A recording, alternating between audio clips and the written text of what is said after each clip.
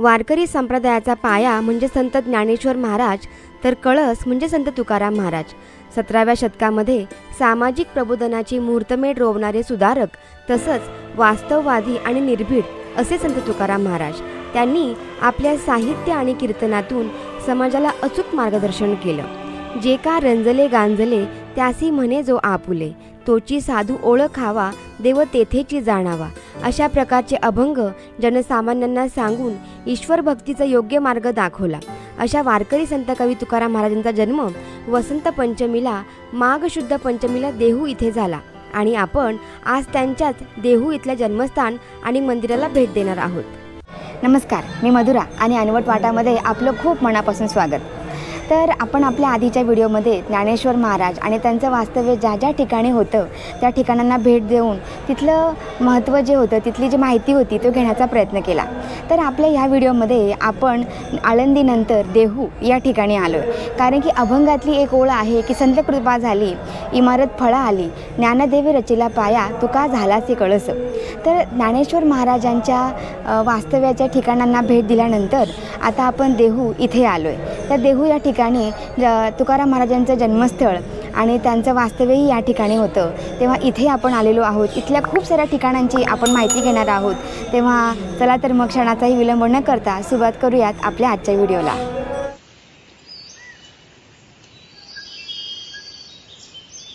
देहूमध्ये प्रवेश करण्याच्या आधी आपल्याला संत तुकाराम महाराज असे लिहिलेले एक कमान पाहायला मिळते आणि त्या कमानीतून आत गेल्यावर साधारणतः 20 मिनिटात आपण मंदिरापर्यंत जाऊन पोहोचतो।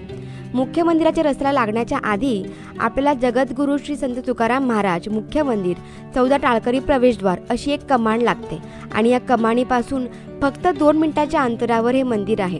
पुण्याहून देहूला जायचं ठरल्यास आपण स्वतःची गाडी, बस किंवा ट्रेनने सुद्धा प्रवास करून इथपर्यंत पोहोचू शकतो। फार तर फार 1 तासामध्ये आपण देहू इथे पोहोचतो। मंदिर दुरून पाहताच मंदिराच्या भिंतीची जुन्या पद्धतीची रचना आणि प्रवेशद्वार आपल्या नजरेत भरतं। मंदिराच्या मुख्य प्रवेशद्वारावर तुकाराम महाराज गरुडावर बसून वैकुंठाला चालल्याचे शिल्प आहे आणि मागच्या बाजूला नगारखानाही पाहायला मिळतो। मंदिराचं जे प्रवेशद्वार आहे त्या प्रवेशद्वारावर गरुड आणि हनुमंत यांची मूर्ती आहे। तर वरती गरुडावर बसून तुकाराम महाराज वैकुंठाला चालत अशी एक प्रतिमा आपल्याला या प्रवेशद्वारावर पाहायला मिळते।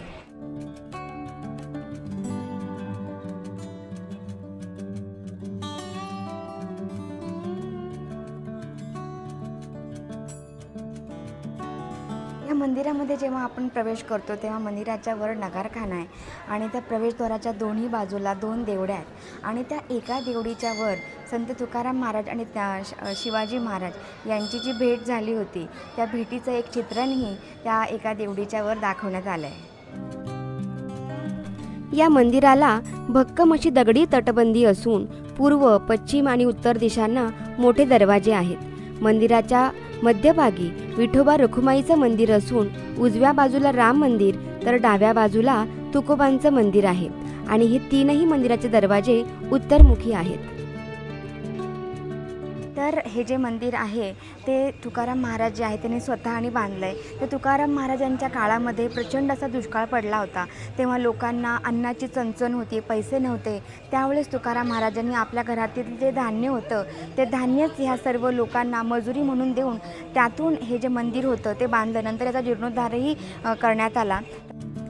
मंदिराच्या आवारात प्रवेश केल्यावर मुख्य मंदिरासमोर दीपमाळ, हनुमान मंदिर आणि पिंपळाचा पार असून या पिंपळाच्या पाराच्या इथे गरुड मंदिर आहे।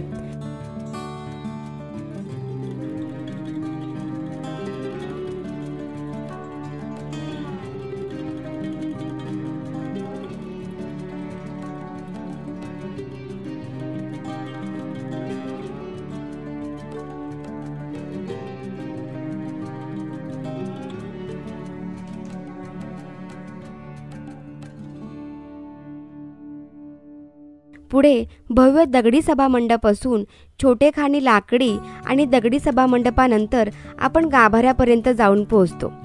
गाभाऱ्याच्या चौकटीवर खूप सुंदर दगडी नक्षीकाम असून त्यातील विष्णू आणि शेषनागाची फणा काढलेली मूर्ती खूपच सुबक दिसते।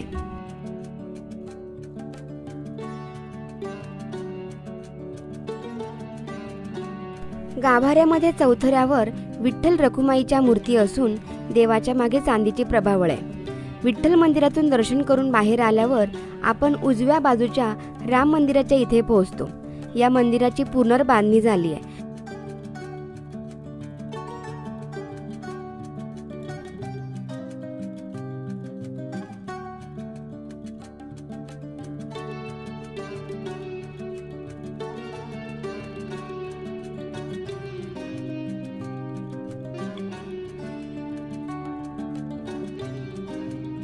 आताच आपण देवाचं दर्शन घेतलं. आतमध्ये त्या गाभाऱ्यामध्ये कॅमेरा अलाउड नाही आहे म्हणून आतमध्ये आपण मूर्ती दाखवली नाही, पण ती मूर्ती कशी होती ते मी तुम्हाला सांगते.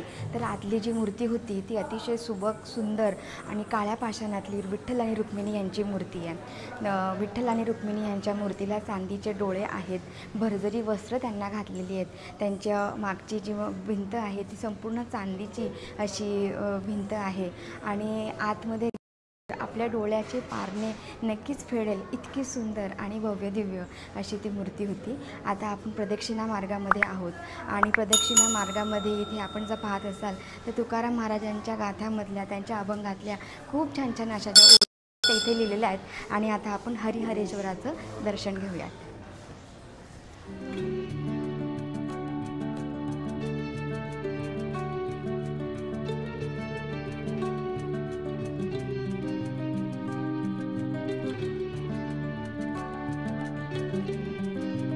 तुकाराम महाराजांचं जे मंदिर आहे त्या मंदिरामध्ये जेव्हा आपण प्रवेश करतो तेव्हा आपल्याला अनेक मंदिरांचा समूह पाहायला मिळतो आणि त्या समूहांमध्ये एक शिळा मंदिरही आहे. तर शिळा मंदिर म्हणजे जेव्हा तुकाराम महाराजांचे अभंग हे इंद्रायणीच्या डोहामध्ये बुडवण्यात आले होते तेव्हा तुकाराम महाराज दुःखी होऊन एका दगडावर बसून राहिले होते.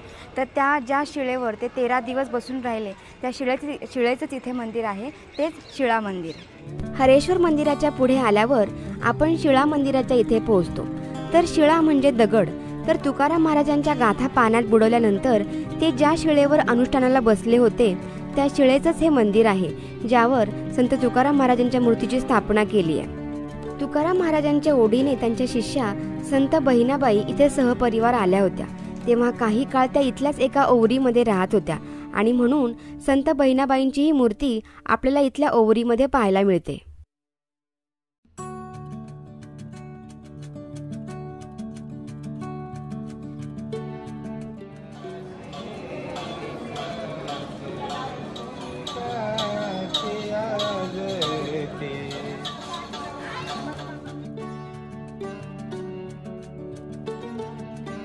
रुक्मिणीचं जे मंदिर आहे त्याचं दर्शन करून झालं आहे आणि उजवीकडे जिथे तुकाराम महाराजांचं जन्मस्थळ आहे तिथे आता आपण निघालोय. चला तर मग. या मुख्य मंदिरापासून काहीच मिनिटाच्या अंतरावर संत तुकाराम महाराजांचं जन्मस्थान आहे.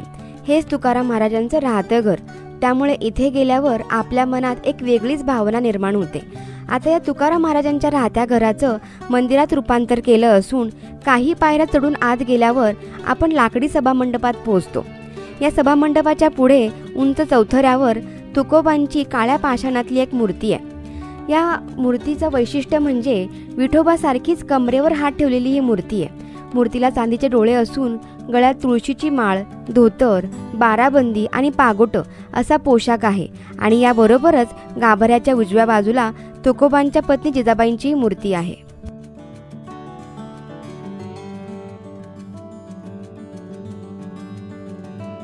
या जन्मस्थान मंदिरा शेजारीच एक घर सोडून संत तुकाराम महाराजांचे 8वे पूर्वज विश्वंभर बाबा यांचं राहतं घर आहे. या घर वजा मंदिरात गेल्यावर आपल्याला आतमध्ये विश्वंभर बाबांची मूर्ती पाहायला मिळते. विश्वंभर बाबांचं हे जे मंदिर आहे ते तुकाराम महाराजांचं जे जन्मघर आहे त्या घरापासून अगदी 2 घरानंतर हे मंदिर आहे. आता हे आपलं पाहून झालं आहे आणि आता आपण पुढे जाऊयात. चला तर मग.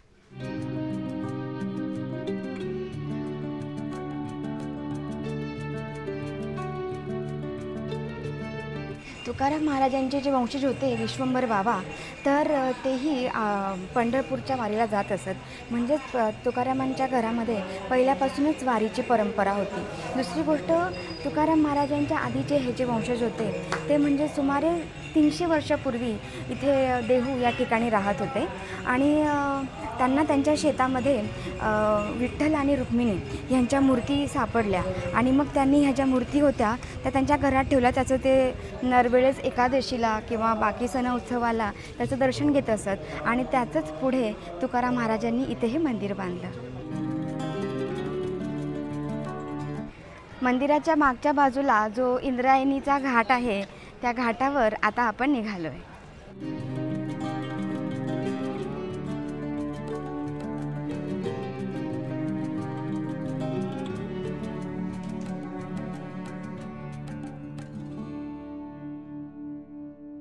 मित्र हो, तर आज इथे आपण संतश्रेष्ठ तुकाराम महाराज यांच्या मंदिराला भेट दिली. इथली अनेक सारी छोटी छोटी जी देवळं होती तीही पाहिली, त्यांचे दर्शन घेतलं. आपलं दर्शन फार छान झालं. त्याबरोबर हा जो इथला इंद्रायणीचा घाट होता तोही पाहिलात. तर आम्हाला इथे आल्यावर फार छान वाटलं. मात्र आमच्याबरोबर हा सर्व प्रवास करताना आपल्याला कसं वाटलं, आपल्याला हे मंदिर कसं वाटलं, आपण दिलेली जी माहिती होती ती कशी वाटली हे आम्हाला नक्की कमेंट करून सांगा. व्हिडिओ आवडला असेल तर व्हिडिओला लाईक आणि चॅनलला सबस्क्राईब जरूर करा, जेणेकरून असेच माहितीपूर्ण व्हिडिओ आम्ही आपल्यापर्यंत आणू शकतो. तोपर्यंत आपण दिलेल्या वेळेसाठी धन्यवाद आणि पुन्हा भेटूयातच पुन्हा एका नवीन आणि वेगळ्या अशा व्हिडिओमध्ये.